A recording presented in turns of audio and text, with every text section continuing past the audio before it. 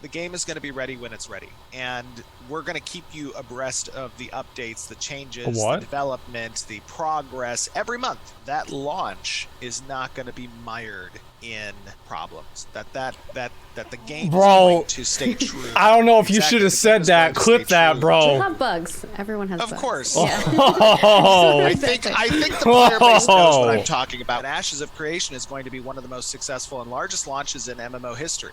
So, well, I hope so. You know, I think. Yeah, that'd be great. That'd be awesome. Let me just tell you real quick. I operate real well under pressure, so please bring on all the pressure. I think people want to know why we delayed by a week the stream. Yeah, for an announcement. Yeah, let's. Okay, what's the announcement? I gotta find out what this is. Design segment. All right, here we go. You know, I've actually had a lot of fun. My heart's racing. Oh, That's Don't say that. You're gonna make my heart race. My heart always races before our live streams. I'm always so nervous. But I yeah. know. I'm a little bit nervous too, but honestly, it's very exciting, and I'm really happy with you know, the opportunity to share this with the community. It was really fun watching over this last week since we made the delay announcement for the stream. All the speculation, and I would say of that speculation, there were quite a few people who got it. Oh, absolutely. I was going to say about 40 or 50% of the conversation was about the correct thing. Okay, what was it? So kudos to you guys. Yeah, kudos to you. I want to know what the hell this is. Before we show it, I will talk a little bit about this. Obviously, the decision that we're going to reveal to you here shortly, it took a lot of evaluation, and it took a lot of well, actually, you know, I'll explain it after the video. We kind of had a strike team that we were working on this too. Come on.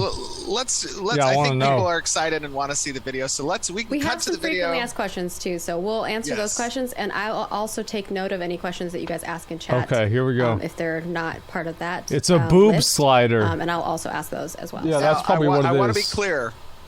This video is about. I'm going to preface it just a little bit. This video is about 20 minutes long. Oh, thank God. It's me running through a new environment, actually, that you guys haven't seen, a new area of the world. I want a dick slider, too. It's called a DPS very meter. Large tower or whatnot. I know everyone loves to see the new mounts, so I did make sure to include some of that in this video. For a second, I thought this was his dick. When I was watching the video and I saw like straight up, like the second I saw that. So really, the announcement is about how we actually go about making mounts. So, well, those of you guys who guessed how mounts are made, you really were spot on. So well done there. Okay. Anyways, I was like, Steven, I'm gonna beat you up. No, I'm just kidding. No more mounts. But yeah, we can cut to the video. So the large tower, so it could be a dick slider. I'd be fine with that. Yeah, we'll see you in about 18 minutes. Okay, here we go. Let's see the video.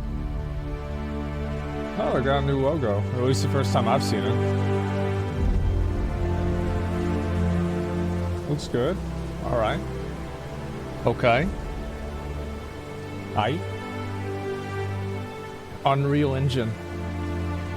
Oh shit, it's Unreal Engine 5. Welcome everyone to our final update video for the year of 2021. And what a year it has been. We are ending it with quite a significant update. Damn! Yes, as you saw, we have officially begun the migration for Ashes of Creation to Unreal Engine 5. Now, we've actually been evaluating the move to UE5 since last year, but our focus was really on getting the project ready for Alpha 1, so we didn't have much time to evaluate UE5. No! Bad deer! Just fucking up the video. Hold on, I'm sorry. Oh, look at that giant golem in the background. Yes. Okay, go away. Ancient stag. Go back. Perfect. Okay. Why are you stopping there?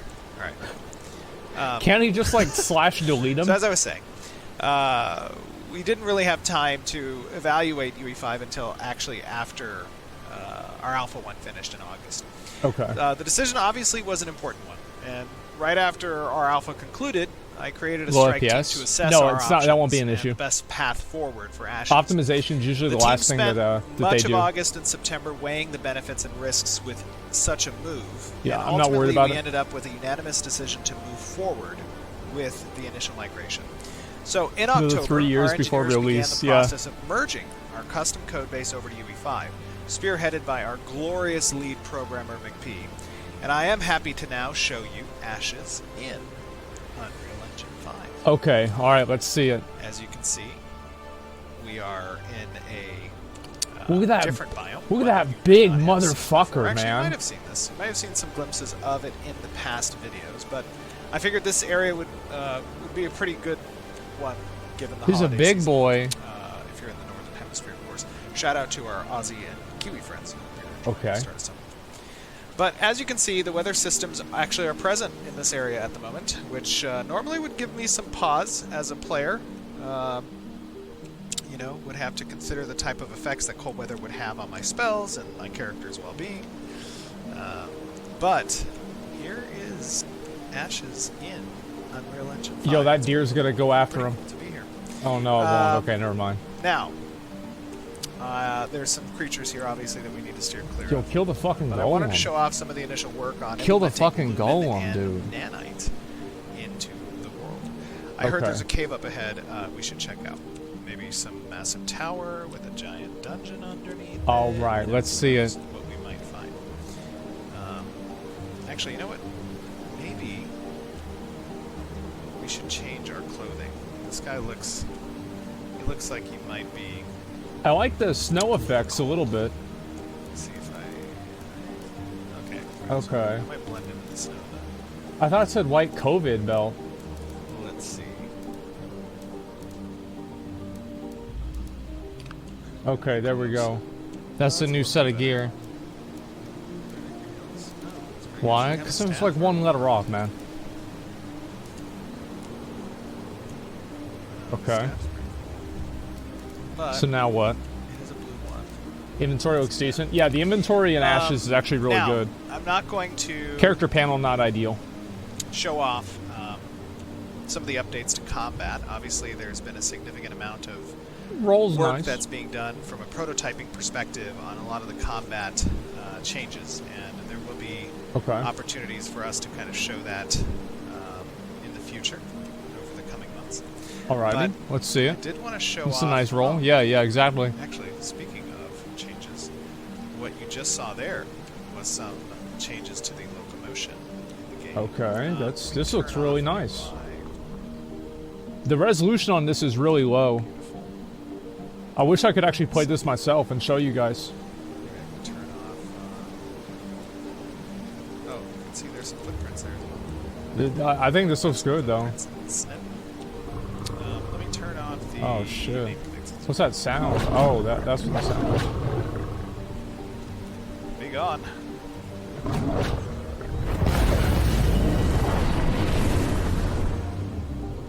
Alright.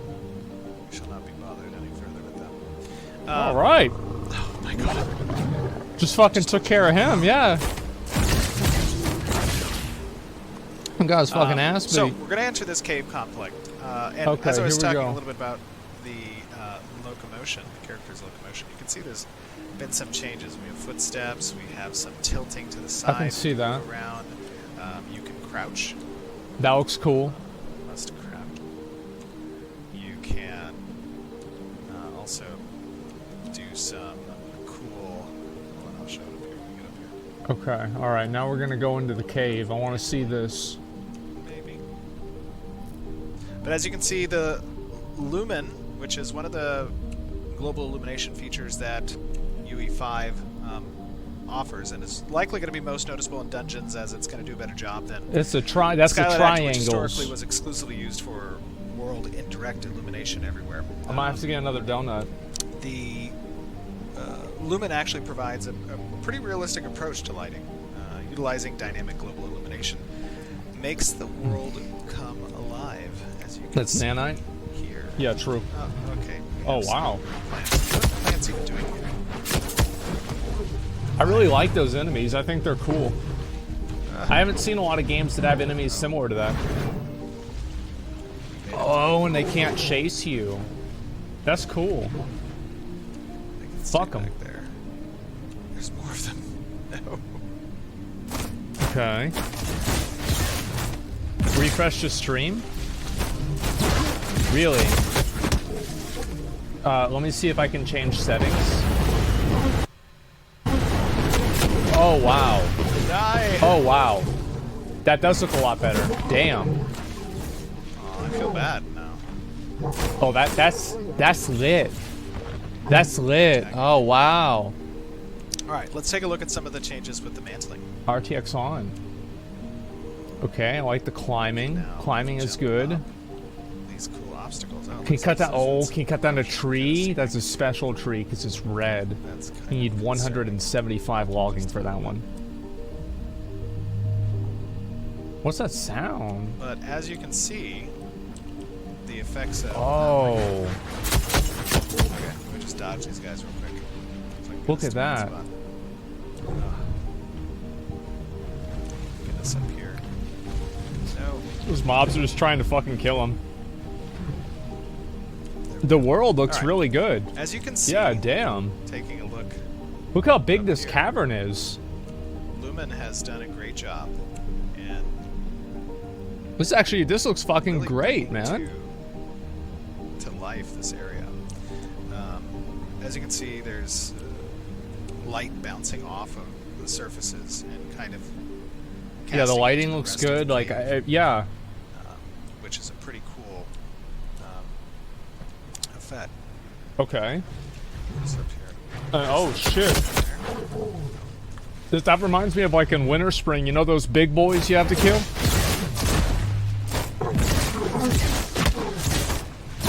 Yeah, I'm still not a huge fan of the numbers and stuff in the game. I'll have to say that I think that World of Warcraft has the best numbers in any game.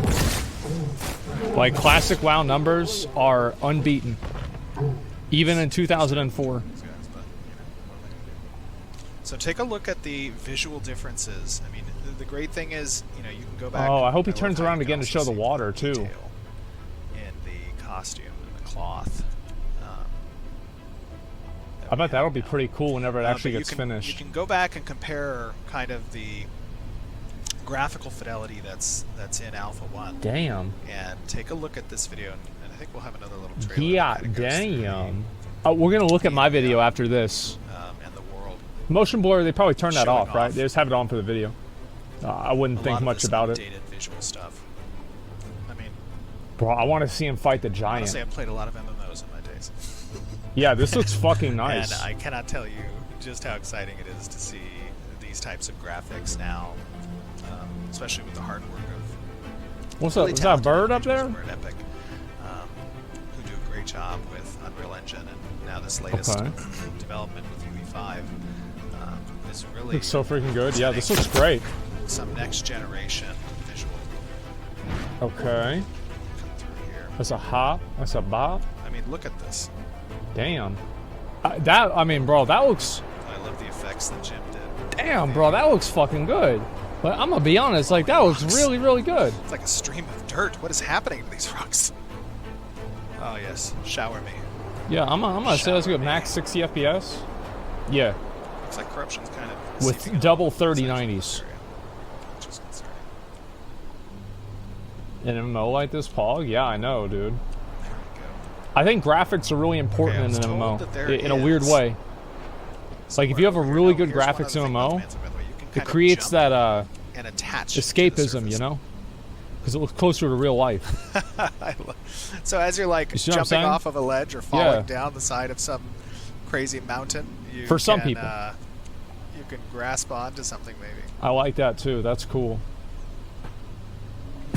You gotta watch out for those birds, man. Okay, good. Getting around there. Bro, you gotta have some fast-ass reactions to get to these things, too. So this whole thing is a dungeon. God damn, man. This is huge. Ooh, I thought he was gonna fall off, man. Oh, that was masterful. Look at the rocks and shit, man. That looks good. Masterful, I tell you. Oh, bro, like, they need to make it to where you can cut down the red tree, man. Literally by the skin of my teeth. Bro, if you can cut down that tree, the big red one, this game is gonna be good right there on that. I love. Just on that. That's all I need. Look at this, dude. True? Yeah, that's what I want to see. It is beautiful. I wonder, like, you get on that rock, it resets them or something like that. Alright, go away. Okay. Oh my not. They're subterranean. I don't get how this can age, to be honest. I mean, that's what everybody says about a game until, you know, 5 years later, and it does. But, like, I mean, the games nowadays do look really good. Like, the fact that it's being done in Unreal 5 gives me a lot of confidence. Because I remember thinking that whenever they were developing the game, and then, like, the Unreal Engine 5 preview came out. I think I might have talked about that. I don't know if I did or not. I think the blink actually feels good. Like if you watch the way that the character moves and like the way the camera moves, I think that feels good. Made it through. I think I see. Nope. This looks way better than New World. Yeah, it does. I think it's time. Look at that! Oh, it's another big tree. Perhaps that we take flight. Okay, he's gonna get on a mount.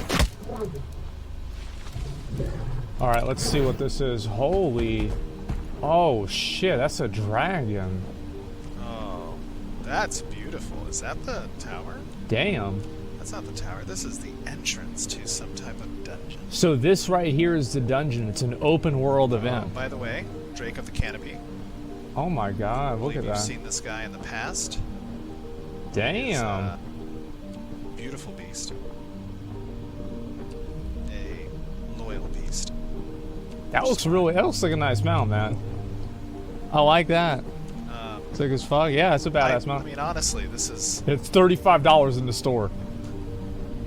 You guys gotta let me know what you think of this in chat and in the comments. I don't see a lot of dragons that are made out of like wood, you know? Beautiful. And you know the great thing is I like seeing new stuff like that. It's cool. I upgraded. Only at the premium alpha pre-order. The frames are doing great. Premium alpha early access pre-order bonus pack for Xbox only. Sold only exclusively at GameStop. Alright. I think there's a tower. Okay, here we go. This is a reused asset. They've already used this room before, I'm pretty sure, in like the first zone. I'm not sure though. The tower reveal. Because I remember seeing the same room. My friends, is a tower. Bro, I hope they have jumping puzzles in this game. You know, the levels inside and the dungeon that lies beneath this is going to claim a lot of lives. Oh my god. Will you be one of those lives? That looks badass. Who knows? But I heard that there's some great surprise for us up at the top. Okay, let's see. Let's see. So he's got to go all the way up there because, like, so flying mounts in this game aren't really that common. I know his voice is low. It's a video; they can't fix it. Oh, you know, actually, this would not be an update without some mounts. Let me show you some mounts. Okay, let's see some mounts. This is what's important. Ooh, a wolf. It's a skinwalker. Oh, it looks okay. I like the dragon more. Guy. I feel like the mounts don't, like... They're almost really good, but, like, whenever they move sideways, you can tell that they're not, like, perfectly rigged. Now, I wonder if they'll be able to fix that or not. This is okay, here we go. To be fair, I mean, a lot of those, like... Oh, what the hell? Your friend? Oh, that looks cool. Look at that. I believe he has a crazy tongue. Oh, bro, how cool would it be if he stood on something and it could detect what he was standing on and it changed his color? If he took, oh my gosh, I love his run. That would be really cool. This guy's so cool. All right, wait for it. It doesn't have steps for some reason. Okay, that's cool. Let's see what the other ones are. Let us fly. Okay. So he's just gonna fly right up there. So flying mounts in this game are like super rare. It was only like a handful of people, like a dozen people, like half dozen people on a server that have it. Damn.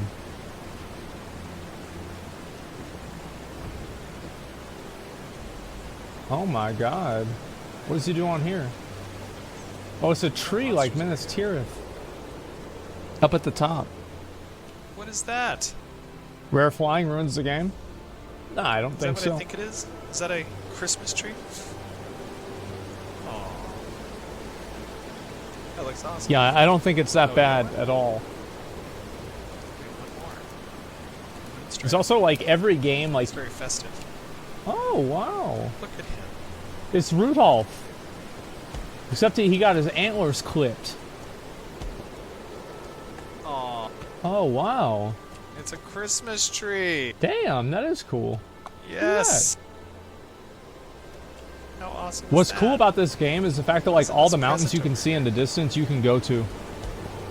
That's like one of the big things I like about New World too, you know? Oh my goodness. It's a UE5 surprise. Oh. That actually startled me. I hope you guys enjoyed this little glimpse of a new biome, new area, the announcement for Unreal Engine 5. There's a lot of amazing and exciting things coming up in 2022. The team has been hard. Yeah, this looks really good. In prepping for Alpha 2, and we cannot wait to show you more of everything we've been working on. I wonder when Alpha 2 is going to come out. Hope you all stay well and safe, enjoy the holidays, and have an awesome new year. The snow effects are like very powerful. Yeah, it comes out 2035. That's whenever the game releases, guys. It's gonna come out after Star Citizen. Okay. Oh, is there another video, or is that this? Wait. Oh, are they gonna play 2 videos? Yeah, it comes out after COVID's over. Even better.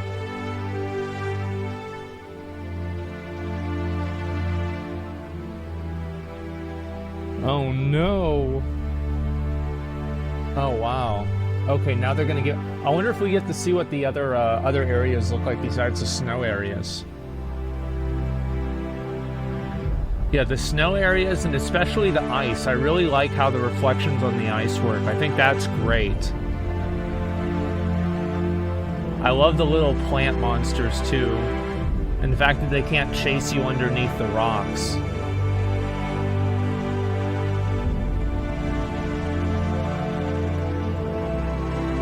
Okay.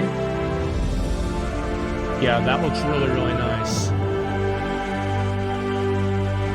Especially if you can cut down the trees. I want to emphasize that. I like how they have really big NPCs as like monsters and shit. It's very important to me. Damn, dude.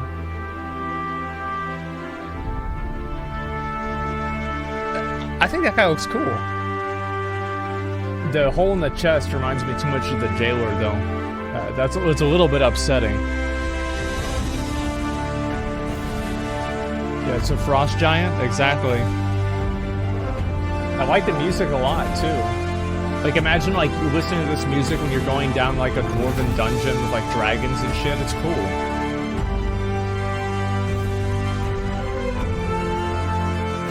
That's a weird ass animal. He's got as much hair as I do.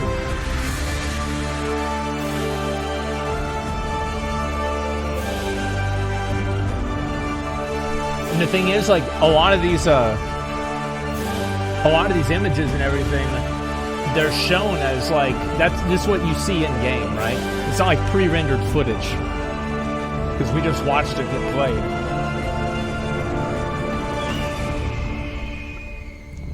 That's badass, dude. That's badass. Imagine over 100 players in an area. Actually, we had a lot of people in like the Alpha 1, I think that's what it was.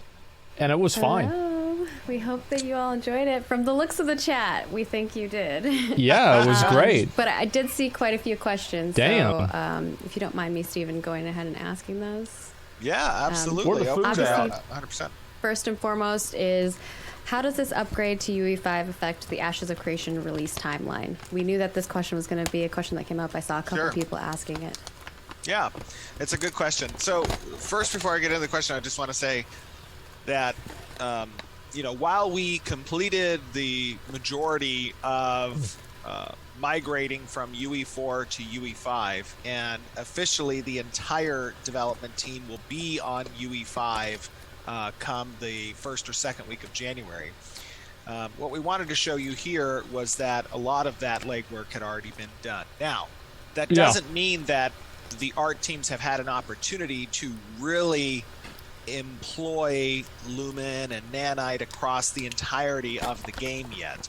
But I think it'll start to look a lot better too in the world, and we did incorporate some of the Lumen and Nanite in that giant tower structure and the dungeon assets that you saw, the entrance stuff. So you're seeing Lumen and Nanite at work there, and obviously, you know, this is going to get in maybe into a little bit more on the technical side. You know, obviously not everybody's interested in hearing a lot of the technical stuff, but you know, I'm happy to go into it a little bit. Yeah, and we do have our recommended specs on our KB articles on our support page if you want to check that out. That has not changed, but if those do change at any point, we will update them for you guys, and we'll make sure you're all notified of that change. Absolutely.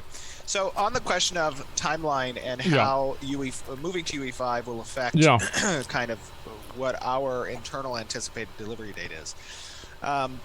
So a big portion of this is there's a lot of front-end work that's necessary for us, front-loaded, so to speak, as we're doing the migration over, as we're taking a look at our assets, and you know, converting them over into Nanite. But 4090. In the long run, what this provides Ashes of Creation, what it provides the project, is continued support on a new engine from Epic for UE5. Yeah, they needed to do it. UE4, because by the time it came out, Unreal Engine 4 will be outdated. 2005, and released in, I think it was about 8 or 9 years ago.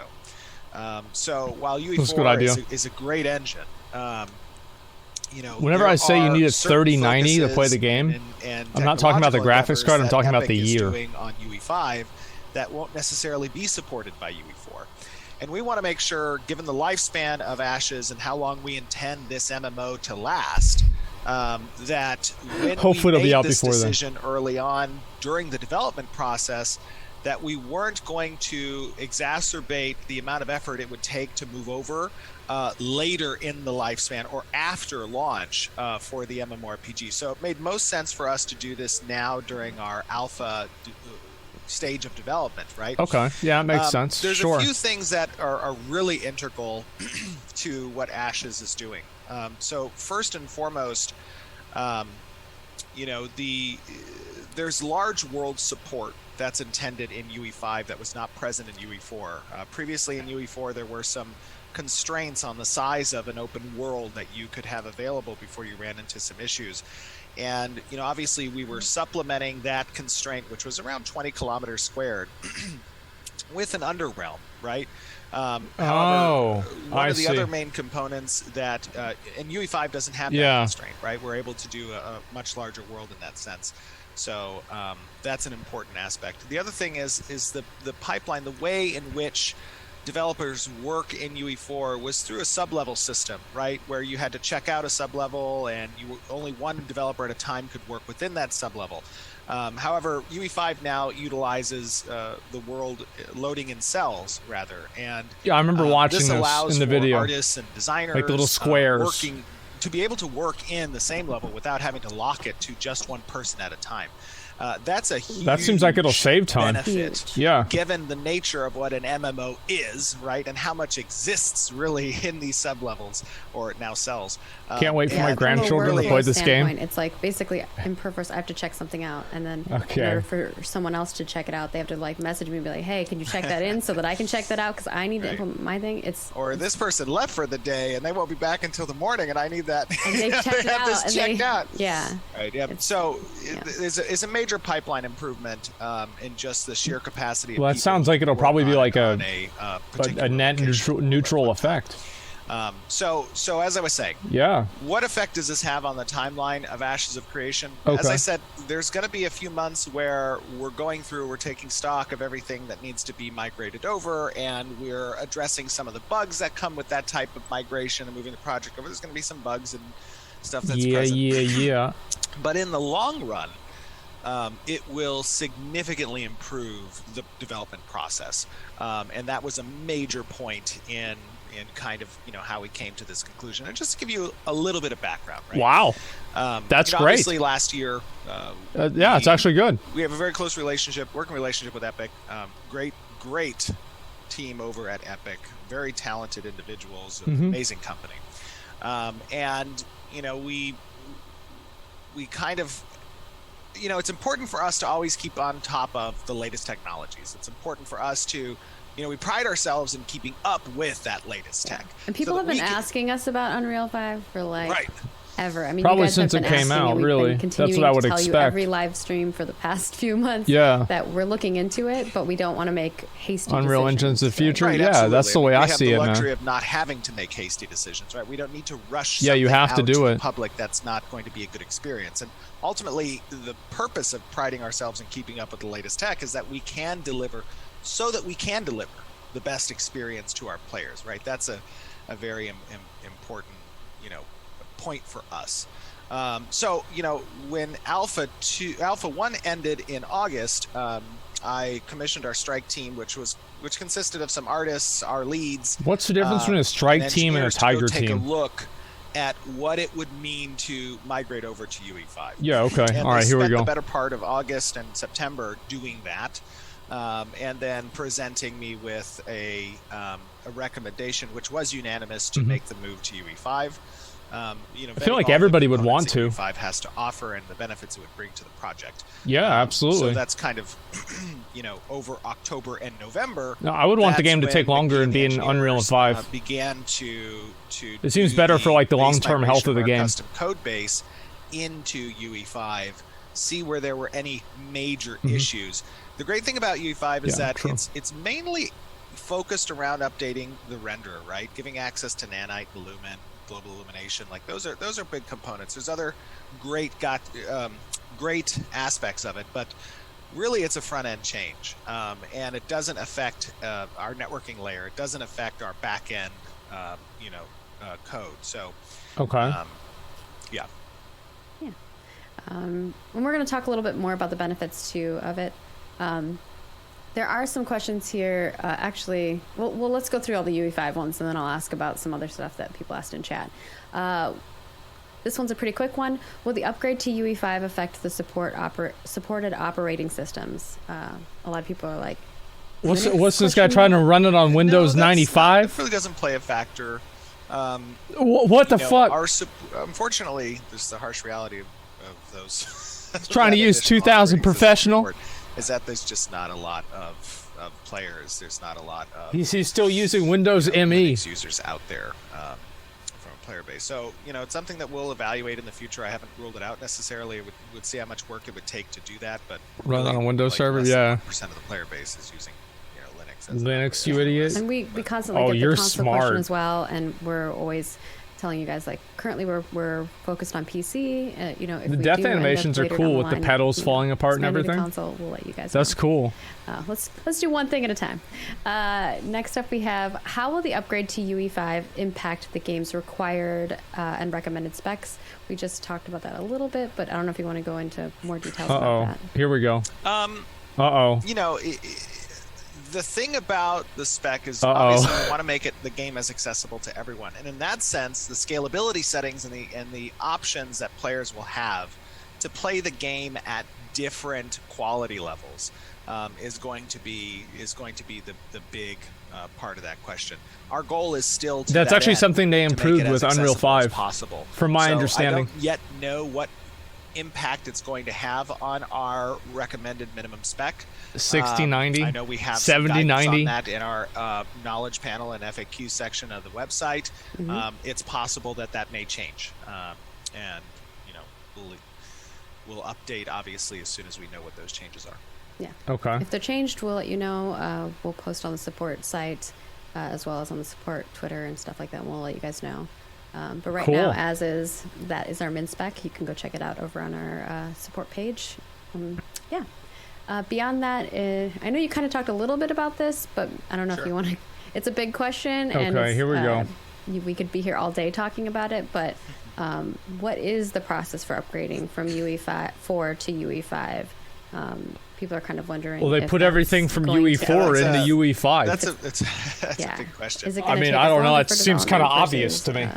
You just take all the stuff in Unreal 4 and put it in Unreal 5. With vetting what aspects of our code base and project How hard can it be? In part of this migration, that's something that you just do it. Have obviously been spearheading as part of October and November's work.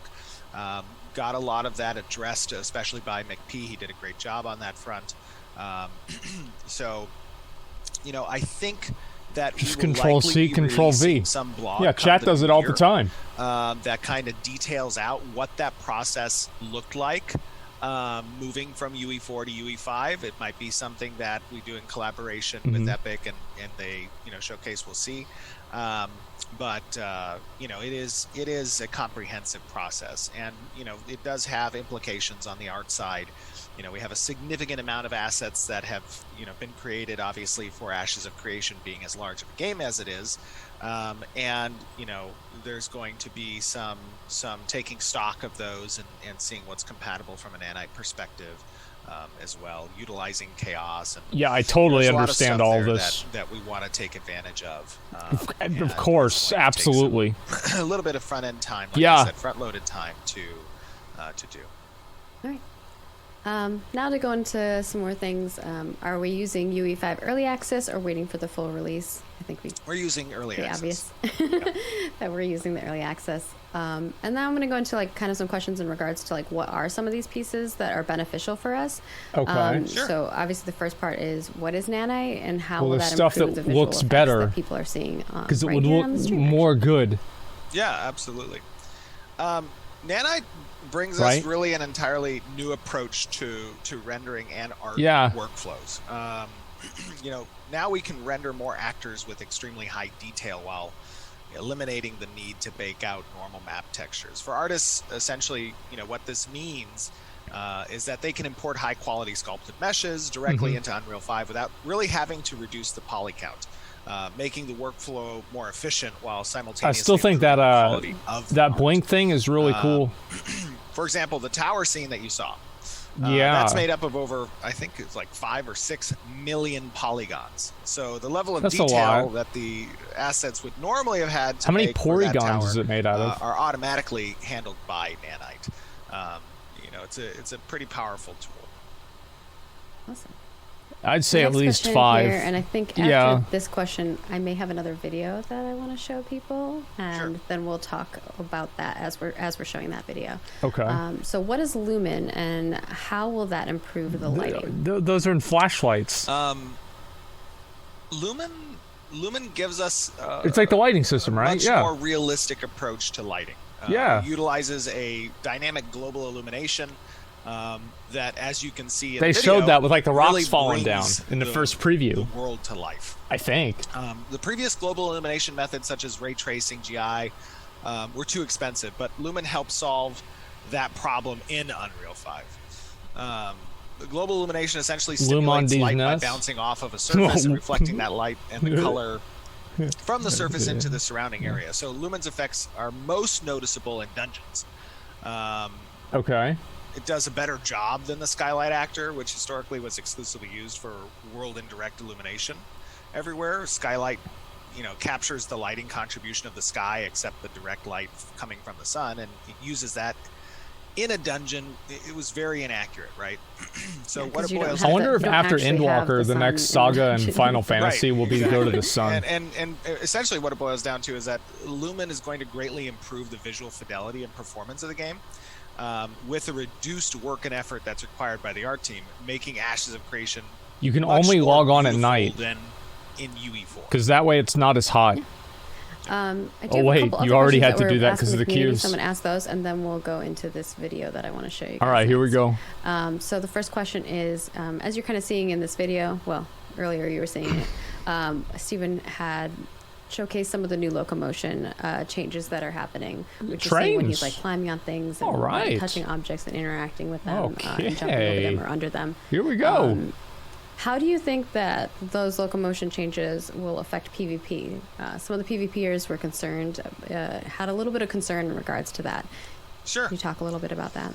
Yeah, I mean, I think obviously the intent behind anything we implement in the game is going to be towards the end of our systems. PvP is a very important system in Ashes of Creation.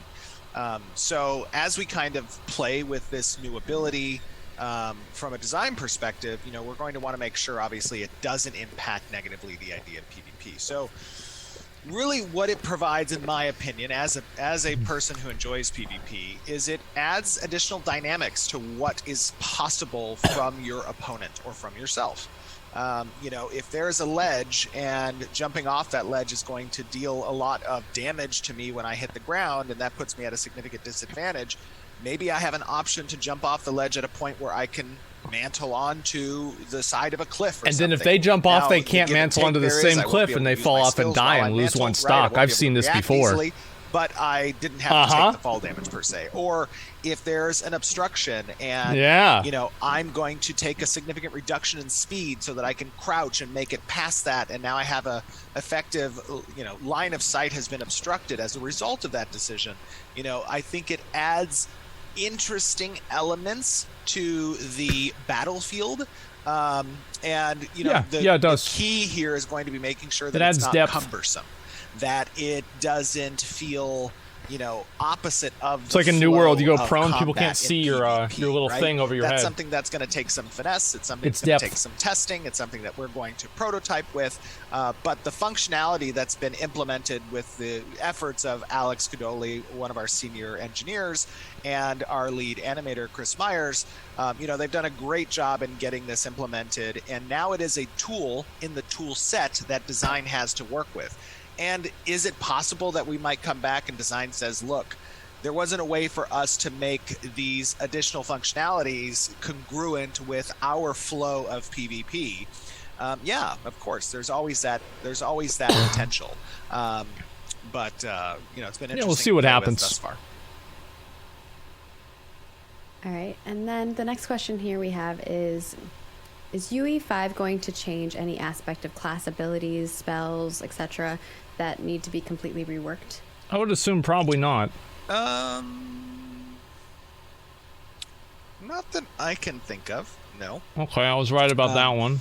One thing that might be incorporated as part of the class skills and abilities, going forward, is the application of Lumen and how those abilities from a visual effects standpoint kind of interact with the surrounding area and its illumination.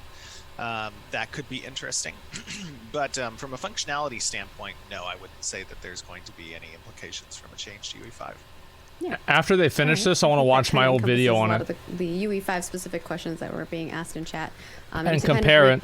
Cap, because I think some folks were a little confused about whether this is going to affect our timeline in the long run of things. And basically, to kind of recap what Steven was saying is, in the forefront right now, we will have a couple months where we are fixing bugs and as we integrate and change over to UE5. But in the long run, this is actually going to save us much more time. One of the examples that he gave is a really good example of being having multiple artists be able to work and check out a area and work on that. That means multiple people can be working on that area at the same time. Versus that seems like it makes sense. That's good. Or not right now. Previously, when we had UE4, only one person could check out those places at a time in order to build out the world. Lots of unique animations. Yeah, I know. As an example, he gave a few other examples as well. We are going to be in the long run able to produce the project in a much faster timeline. Yeah, I think it's important to note that our objective with Ashes of Creation is to create an amazing game that is going to, in the words of Sid Meier, stand the test of time. Right? Okay. Sorry, I'm a huge Sid fan. I love Ashes games. Their development team is cool too. Good people. I know. So in that sense, we're not compelled by some, publisher imposed launch date or some investment board, coming and saying, this has to be done by this day. Couldn't imagine that. The focus here for me and for our team is to create a product that the users are going to love, that you guys in the community have been asking for a long time. Something that's not inundated with pay-to-win mechanics, something that is not predatory in monetization, that doesn't have aspects of gameplay and MMO, something that answers the call of MMO players, right? And in doing that, we want to make the best product possible. UE5, from a support standpoint, is very important in that regard. Right? Yeah, they have to move to it. They had to do it. I have said since just common sense, or since the end of 2019, that the game is going to be ready when it's ready, and we're going to keep you abreast of the updates, the changes, the development, the progress every month, as we've done, and our amazing community team has helped to facilitate, right? Yeah. So you guys get to see the game evolve and the game come to life over time. And you know, one of the promises that I want to keep is that launch is not going to be mired in problems, that the game is going to stay true. I don't know if you should have said that. Clip that, bro. You have bugs. Everyone has bugs. Of course. Yeah. I think the player base knows what I'm talking about with certain games. Oh yeah, for sure. That should not have been launched when they were launched. Yeah, that's true. We've seen a lot of games have a lot of server problems, and I think that's why we focus so much on those server stability problems and issues during our Alpha 1 and previous pre-alpha testing. I want to make sure I'm not trying to be salty, and I'm not trying to like call out any specific games, because you're right, because they all have the problem. If you've been an MMO player for any amount of period of time, you have experienced the games that should have been kept in the oven a little longer. Not even MMO games. No, yeah, Launch days are rough. It's not just launch days. Cyberpunk, New World that needed more time to develop. Oh, for sure. Launch day problems are understood. That's fine. We know there's going to be. I think players. You're saying when forgiving. A project launches and isn't quite ready for launch. It's getting rushed because of timelines. I think players are going to be forgiving of launch issues, especially when those launch issues are derived from high player populations, right? And being inundated with a lot of players. I think we're really forgiving of that. But when you get into Final the details Fantasy of the game's designs, when you get into the details True. Of what bugs made it past QA, like those types of things, anyways, my point is that long-term gains in the development process, we feel, and the assessment feels, are going to make up for the short-term front-loaded work that's necessary for this migration. Yeah, and I guess the follow-up question to that, because I do does this mean the next alpha test will be delayed? Even I wonder. Non-stream days, is in regards to the long-term aspect of it. Funding, I think, is always the concern there. Obviously, you've said that we're not going to launch till we're ready. So basically, until Steven's like, I love this game, it is my future, and I'm going to play it every day of my life. That's right. We're not launching, and so.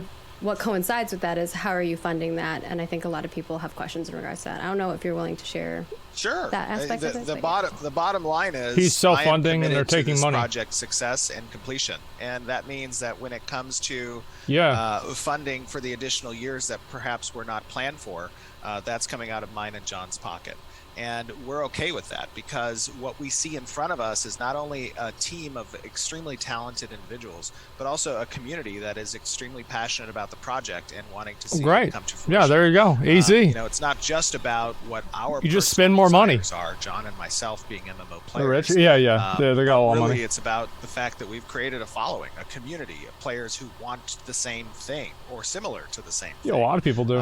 And that's something that's at the forefront of my mind anytime I walk into work, is how is what we're doing today going to impact the players tomorrow? That's a very ready means leaving your girlfriend or wife and kids to devote your life to the game. And clearly I believe, based on the millions of players we already have pre-registered for the game, that Ashes of Creation is going to be one of the most successful and largest launches in MMO history. So, well, I hope so. I think, yeah, that'd be great. That'd be awesome. Let me just tell you real quick. I operate real well under pressure, so please bring on all the pressure. But yeah. That's another clip, boys. CFO. That's not a cap. That's a clip. Clip it. We'll see. There's a lot of new people. If you're new here, give us a good follow. And follow us on all of the other places on YouTube. John is technically our president and CFO. Oh, president and CFO. Yes, that's right. And as folks said in chat, that's also Steven's husband. Yes, this is true. But hey, it's fun to work with your husband. It's fun. Yeah, I think so. It can be both intense and also fun.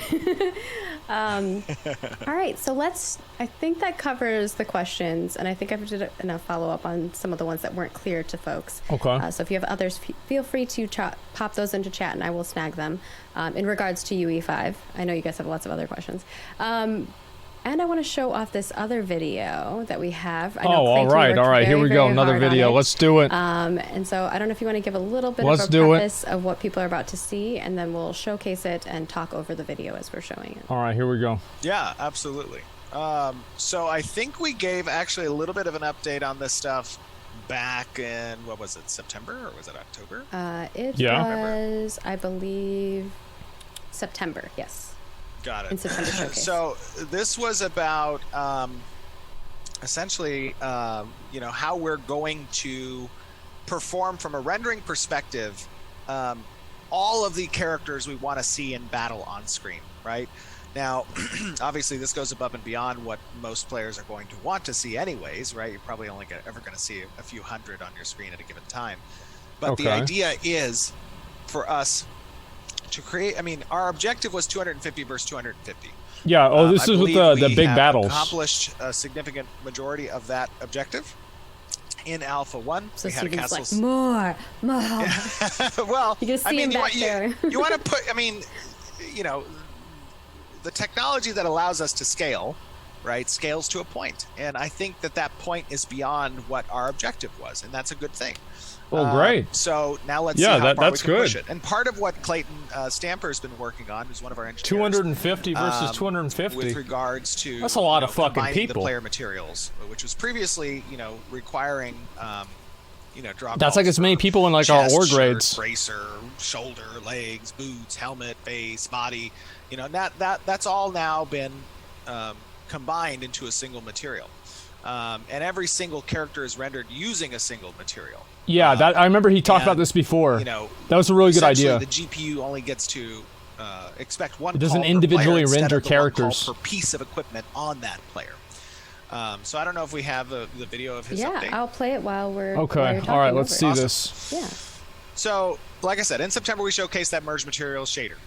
Damn. Calls from 12 previously per player. That's a lot of dudes. Draw call per player by accepting material parameters from each modular section, the gloves, the legs, as I described before. Holy shit! Look at all those people. Was, excuse me, implementing that. This game is for 3090 users so only. Could change pieces of armor and have that update the material parameter dynamically. Wow. The final step, which is what you're seeing now, was extracting that code from the player and re-implementing it in a generalized way. Oh my god, that's a lot of people, man. In the game that needs a modular appearance. So what you're seeing here showcases the new modular appearance component, which can combine any set of meshes and materials into a single mesh and single material at runtime. What you're looking at is over 1,300 different entities, different actors. These are simulated players, essentially. Previously, you saw the example. Wow. They were just standing still. There was no animation. There was no effects. There was no environment. It was 1,000, right? And it was 1,000, right? Yeah. This is 1,300 playing animations, playing effects. Now, this isn't, again, oh my god.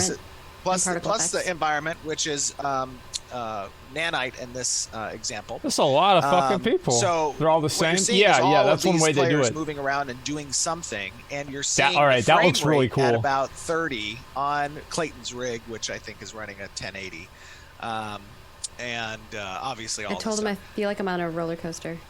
At 1080 only on this? I want to take some Dramamine before you watch. So I bet mine would run it way better. The merge process, by the way, here is multi-threaded, and it won't cause any hitching thanks to something that's... They have a frame rate counter where my cam is. It's like 40 to 50. From characters to oh my god, look at that. Boats. Since this was built as a data-driven bro, imagine flying in there on a flying mountain, just breathing fire on everybody, killing them. Any object without support from engineering, which is a big process aspect. Yeah. Yeah, absolutely. So what you're seeing in this demo isn't players; they're entities. As I said before, they have 2 to 3 modular different appearance components attached to them, with data telling each component to generate a random character appearance and play combat animations. Okay. New World kind of does this too. Applied to the actual siege, that each player, will have modular appearance components for their body. They'll also have modular appearance components for their custom-built weapons and riding a mount with, custom appearances as bred through the animal husbandry system. All of which are running on a single draw call, and that allows the GPU to render modular meshes pretty efficiently.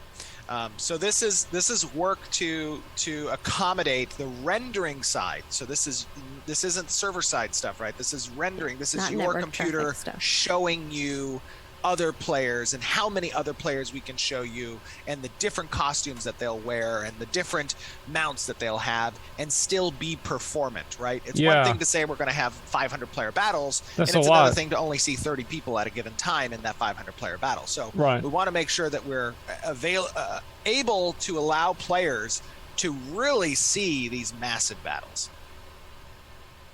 Hopefully that explains a lot. Yeah. That does make sense. People did have was in regards to network traffic and the impact of having that many players on it. I know that's separate from the UE. That's a totally different thing than even what we're seeing here, right? Yeah, that's I like this scene here. This is cool. On the back end, on the network layer, you can see like a whole thing. The traffic between, the client's computer and the 100% got to play range and the server. Bro, I'm gonna get a big ass sword down to other players. Movement's a big component of that. With it. There's a lot of aspects of custom code that's been done from the team to help facilitate these large Helm's battles. Deep feels looks awesome. From a even starting at design, right, is with the objective of having these large battles. So exactly, when we talk about our server I love those, man. When we talk about our networking layer, when we talk about those types of things, how they facilitate these ideas of having large player battles. How you feel like 250 people chasing you down in PvP? Helped you and answered your questions. And I do see a lot of repeat questions. It would be nostalgic. Can answer some of those. We'll say that. But yeah, this is a more technical stream. So I apologize for those of you guys who are falling asleep and it's just like, just show me more videos. Yeah. I'm sorry. And obviously this is going ADD a bit longer, Andes. So thank you for bearing with us.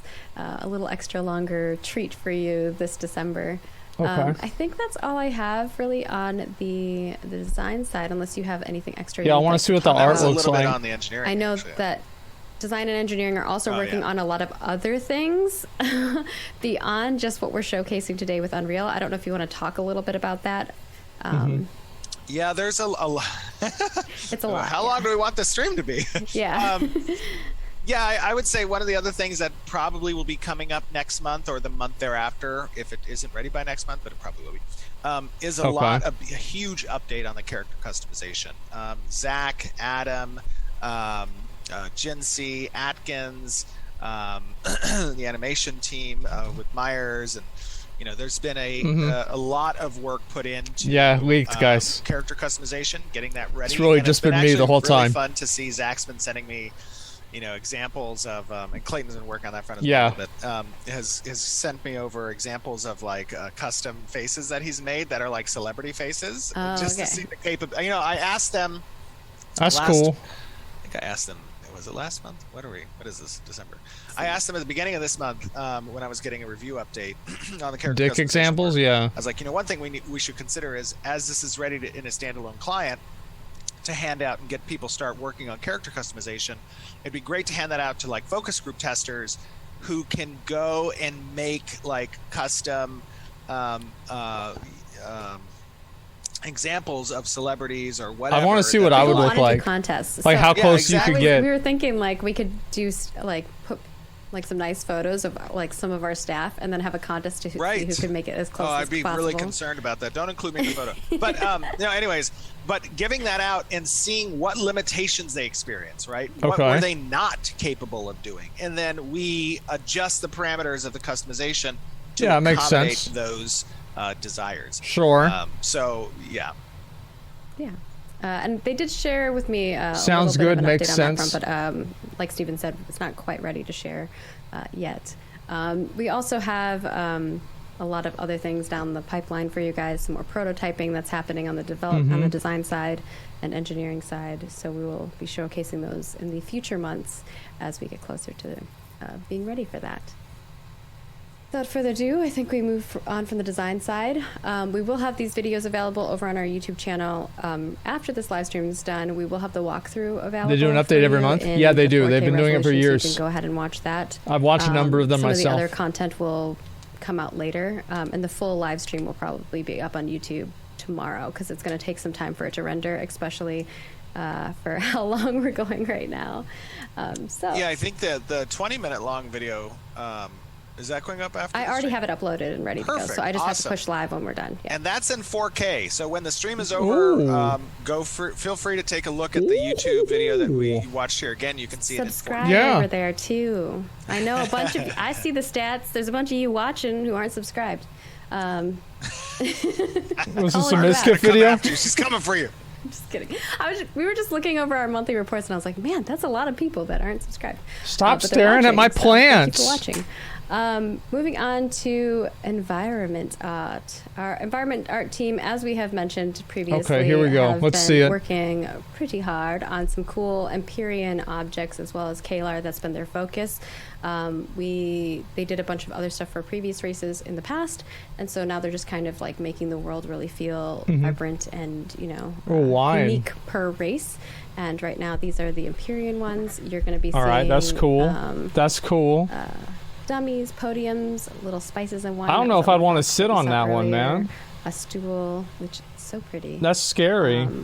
These are awesome. It's a target dummy. And a table that looks a little bit better than the WoW ones. Yeah, very cool stuff. I'll say that. It looks good. Obviously, the more things that we have in the world, the more. It's a 4-person stool. Beautiful stuff. Bro, y'all are fucked up. To see. We know that a lot of you want to see. Oh, yeah, that's so cool. Spaces every time there's a new city, so that's definitely something we're trying to like that a lot. Portray, but also keeping them within the racial and cultural kind of guidelines that we've set for ourselves. That table looks cool, too. With, like, the materials that they use. And I went to a castle recently. It had tables like that. Like real ones. How everything comes together is quite beautiful. And then we have the Kalar stuff, which you're going to see is a little bit more blocky. Oh, bro, I was looking away. I didn't see edges and things of that sort. The chair. And this is a work-in-progress boat. Viking longboat? A few work-in-progress boats in the past. More like a Viking short boat. There's a chest. It's not very long. A sofa and some table stuff as well. No, I didn't go to White Castle.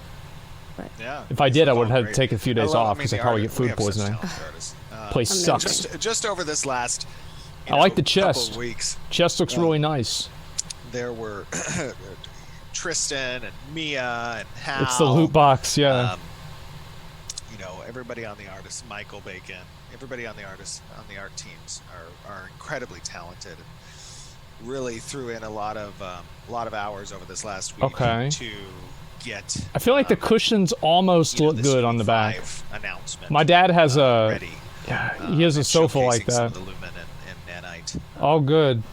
Features in this little. Look at that chair. Like, imagine having to sit in that shit chair. Shout out to them. You guys did an awesome job. It's just solid wood. Amazing. We love you. We need hearts in chat. Hearts in chat. Lots of hearts in chat. It's the best chair. They're quite wonderful people. See, that one looks good, dude. We'll move on to our character goodies. Oh, wow. We have, bro, I love the cloaks. This is the vestiges of the steel bloom. Damn, that looks cool. We have a turntable of it as well. Yeah, I really like capes. See that. The 3D model. Oh, yeah, it looks great. Love it. Yeah. Obviously, it doesn't have a lot of detail, but I think just Steven's armor, how like reflective things were in the world. It's just quite gorgeous once you see everything like actually in the males have like a beer belly built into their breastplate. As you move and interact, and even how weather is going to affect that stuff. Look at that. Just brings big old to life, stomach. Little small details that you notice. And I think this one they showed that one in-game before as well, which is the Carmine Carapace. I like this one a lot. This is cool. It reminds me of the Ebb and Scale Reach NPCs in New World. In-game as well, with in-game lighting. Yeah. When you're I had that on in the in-game. That's authentic. I actually don't know what authentic samurai armor would look like, to be honest. Very. I don't know if they use spears either. Very cool. The face really reminds me of Shredder. Yeah, it should be. Yeah, it does. It's very much like actually, a Renkai set. And then we have the Moonstrider, which you also saw in game. Here are some like more high-res images of the Moonstrider. Okay. With someone riding them, and a new hairstyle if you hadn't seen the hairstyle. This was one of the first.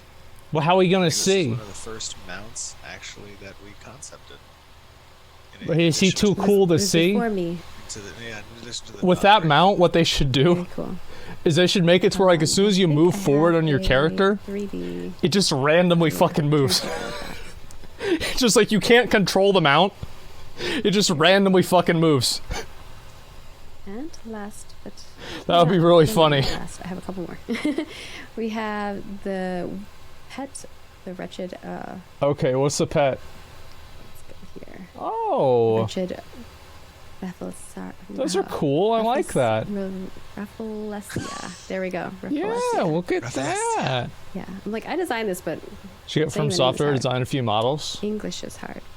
That would be really cool. But really cool. Very neat. And you kind of got to see this like in game. Somebody said, "Feed me, Seymour." Plant Goblin, yeah. Yeah, I could definitely see that vibe for sure.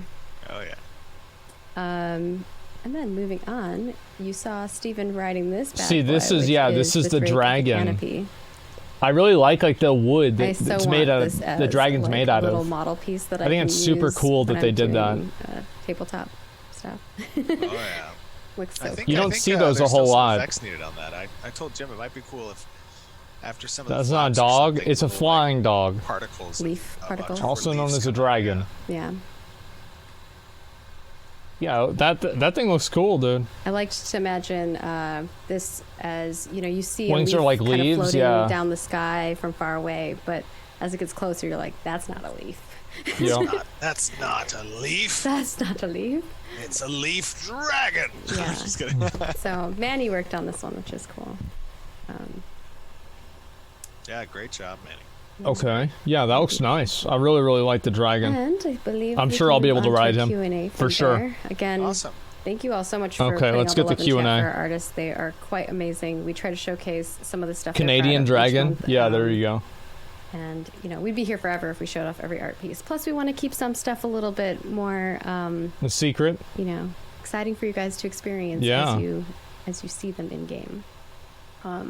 And I think there have been some questions. Did you pre-order the game? No, I haven't cosmetic yet. items and that front. I think we've explained this quite a few times, but just to kind of reiterate that. Okay, yeah. People always ask. Come up more recently because especially with Lost Art coming out. Community.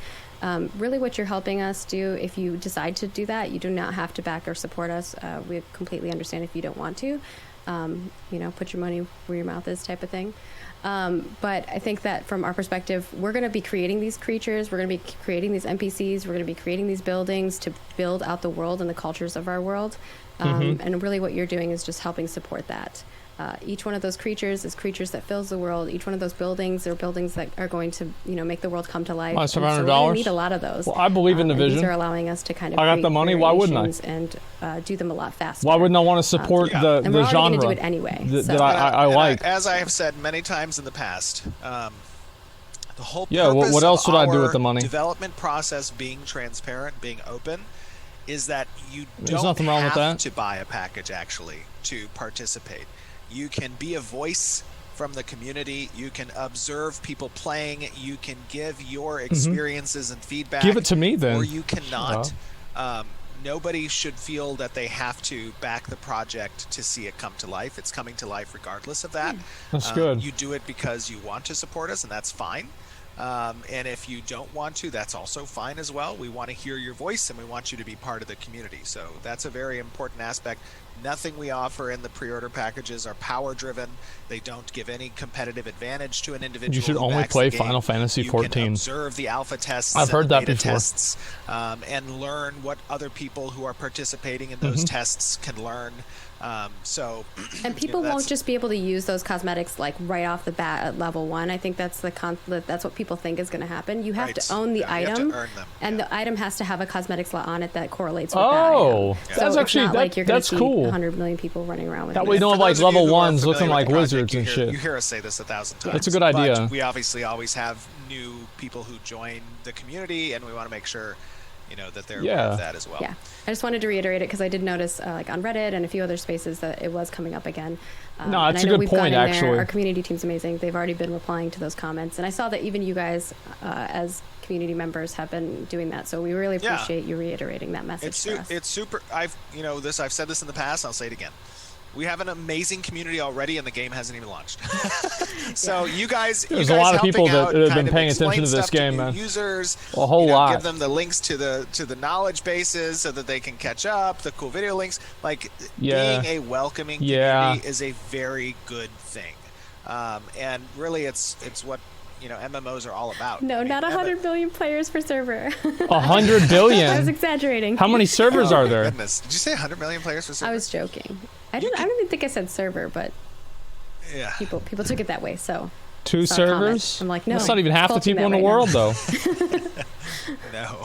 No. Not like this. Not like this. Yeah. Okay. Yeah. Okay. Let's move on to our questions, and then we'll wrap up. This has been a long one. Okay, here we go. So thank you all for enduring it with us. Questions. And we hope that you really have enjoyed it, and that we've answered a lot of your questions. Steven, is the game gonna have mouths? Here live, a lot of them are probably repeat questions. So if you asked a question in the forums, can I buy I will gold? be replying to that thread today. All my staff is gone, so I have to do it today. But I will be replying and answering your questions. So if you didn't get answered here live, okay, here we please go. check that. And Steven, what day is the game coming out? I want to tell my manager. Escort quest. So I can take the day off. off. Are there escort quests planned where the escortee is walking and running at the same movement speed we are? So often in a lot of MMORPGs, you'll be like, you'll have an escort question. Escort like, quest. Oh my God, I have to walk question. Yeah, so that's good. slow with this person. Somebody got triggered. They're running too fast, and you have to keep. You know that they wrote this question after they failed one. I foresee these. If there are escort-oriented quest lines, you should match your speed, utilizing different speeds at different portions of the escort. I think that makes it interesting. But short answer is yes, there are going to be different speeds that are going to be utilized. So you might be walking through one area, and then that beam is really cool. You might have to keep up. Everybody in the alpha used it, but I didn't. I went melee. Ambushes that are intended along the design path, right? Like if you don't address that ambush in a quick manner, your escortee has already started running off to the next thing, and now he's getting ambushed by the next thing, right? Oh my gosh, the chat's like, can I kill the person I'm escorting? You guys are so mean. I mean, maybe you can. Who knows? That'd be good, yeah. What if choose your own adventure? Had a pass or fail, and both were legitimate rewards in the sense that, right? Perhaps if it fails and you kill someone, no, I'm just joking. But if you kill the person, some other person finds out that you killed them and is like, hey. Or not even that. That's actually a cool idea. Not corruption points. Maybe you accrue negative. That's a Sigma grind set thing. Yeah, exactly. Right. Escort them. Might be escort them to the grave. A predicate for you to accept a more seedy quest line in the back alleys of a node. You might have to hit Witcher a certain does that? negative I don't know reputation. I haven't played it a whole lot. You get some bad actors tell them that, that are Steven. coming. They're gonna there's some people out there that are gonna do some evil stuff just because they want to find it. Yes. He's like, yes. People will figure it out. I mean, it's good because movement's still work in progress. We were having a discussion I would assume so. Yeah. With Jeremy Guest, because I think parallel movement, or lateral movement, is not really that good on a perfection basis, right? The more the speed of the character's movement doesn't match the that you complete. You get the way the feet move. But if you get low or bad reputation, you could be deemed enemy of the state of a node. You could be deemed that would be cool. Kind of a bad actor, and it might raise prices for Reminds you. me of Fable. Might open up certain quest lines that the darker, seedier side of the world. I remember me and Cody played Fable. We married the blonde girl with big boobs. Basis, right? It's see thieves. You're not just and I don't know if we even finished the game, but sorry, we pretty much did. It's okay. People like it. Our next question is from Nolsey. Everyone did? Yeah. Nolsey. Let me know how I'm supposed to pronounce that. It's about dueling. Will you be able to initiate a duel within a freehold or a city? Yeah. Duels won't be considered a part of the flagging system, right? The duels are going to be a self-contained event that gets opted into by the inviter and the participants. In that sense. Okay, that's cool.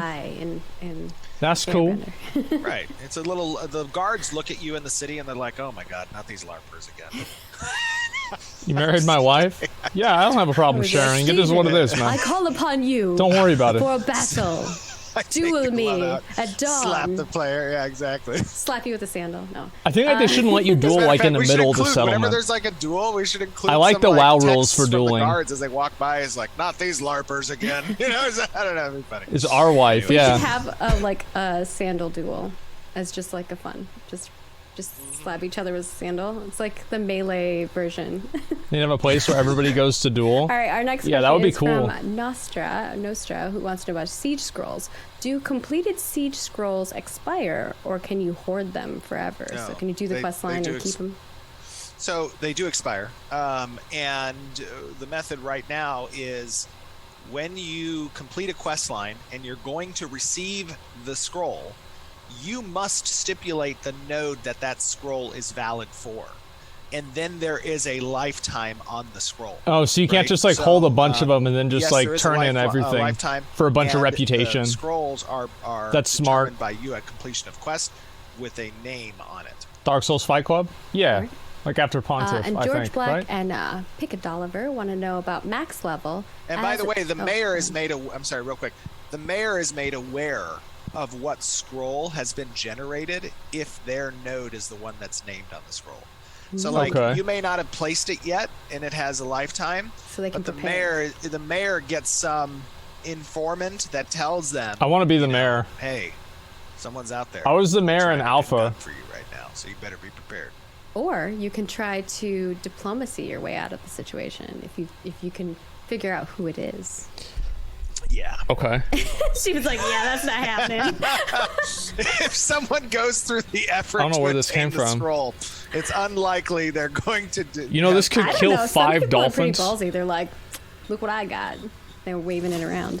Yeah. So, George Black and Pickadoliver want to know about max level. As an MMO player, what do you consider a good carrot on a stick to keep players once you've reached max level / Ooh, watermark. Yeah, I think the high watermark. You know, there's a lot of elements in different progression paths in the game. Daily chests that you can loot. Accomplishments through the crafting system and becoming a master of the economy. Whether it be political player-driven systems and achievements and trophies that you can hold on to or lose, like castles, aspiring to become mayor, you know, the types of wars and you know, different PvP elements. No daily quests?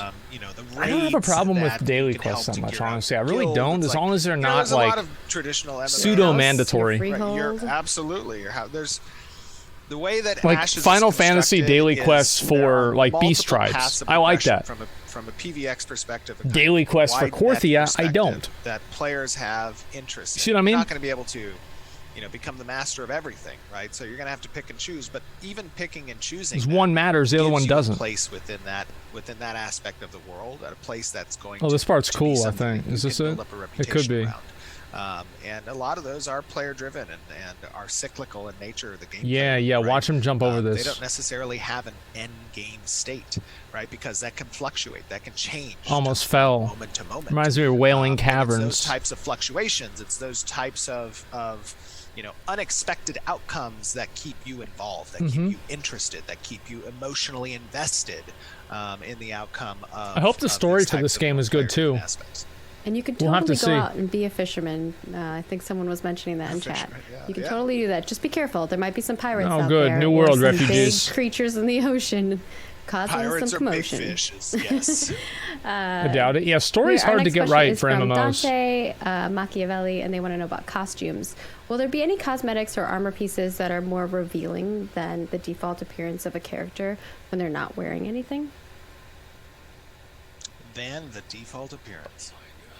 What does that mean? Like, if you were, is there? He's trying to see if the Final Fantasy community is interested in playing the game. I don't know. I'm not sure about their exact specifics. He's like, we're gonna have more showy body part armor. I mean, there's going to be, there's probably going to be armors, or probably not. I don't know.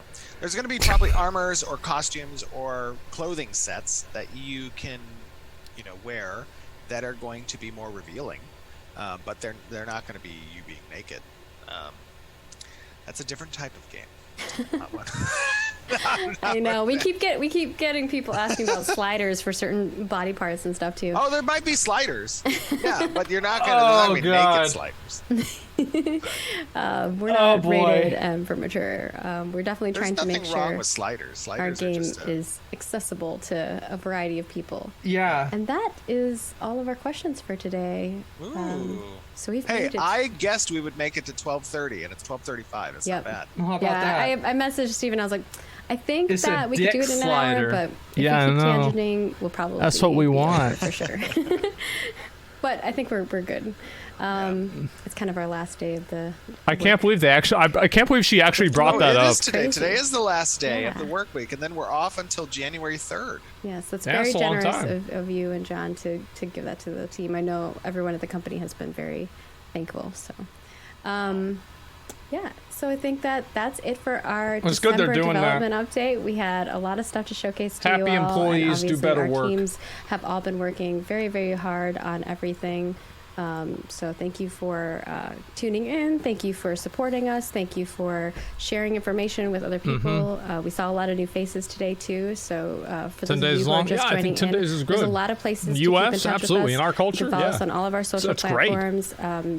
Discord and forums. We're talking to people daily, even on all of our social platforms with Twitter, Gaping asshole Facebook, slider, YouTube. You can follow us right here on Twitch so you don't miss out on any future streams. But yeah, we're doing a lot of stuff. We're keeping in touch with you guys on a daily basis. We continue to put out content, so that's if crazy. you're interested in following along with our journey, please do so. And of course, we will have another one of these in January. We're probably going to go back to our normal last Friday of the month time frame. These last few months have been a little bit weird because of the holidays, so we appreciate you guys kind of working around our schedule a little bit. Of course. We hope you all have a wonderful holiday and New Year. Absolutely. Thank you guys for tuning in. We hope you guys had an awesome year, and next year is going to be amazing for Ashes, and I hope it's going to be amazing for you guys as well. We really love and appreciate all of your support, tuning in each month and participating in our discussions and being on the Discord. And it means a lot to us, and it is a big motivation factor for everyone on the team. So we love you guys, and we hope you have an awesome holidays and a great New Year. Yeah, we don't get to express the thanks from all of our team, but they seriously, it's very, very loving. It means a lot to them, and we try to share as much as we can with them, all of the wonderful things that you guys say, and we send out reports every month to showcase a lot of all of that as well. So keep sending us your feedback, keep sending us the love, and of course don't forget we will have a new dev discussion coming in January about griefing. So I know a lot of you PvPers out there and non-PvPers will want to get your say called out. So please do keep an eye on it. Calling out the PvPers specifically on January 12th, and we will see you in the new year. Thanks, that's good. Everybody.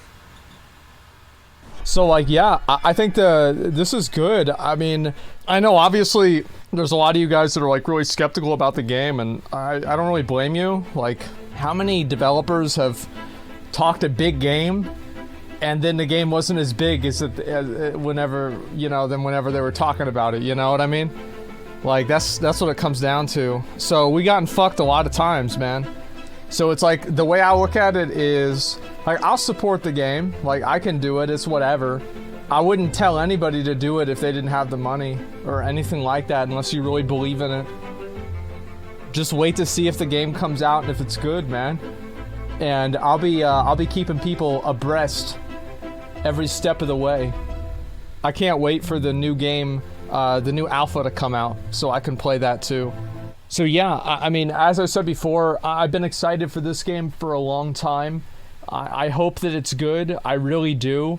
And I think we've got a good chance of seeing another new competitor in the MMO space in probably a few years, realistically.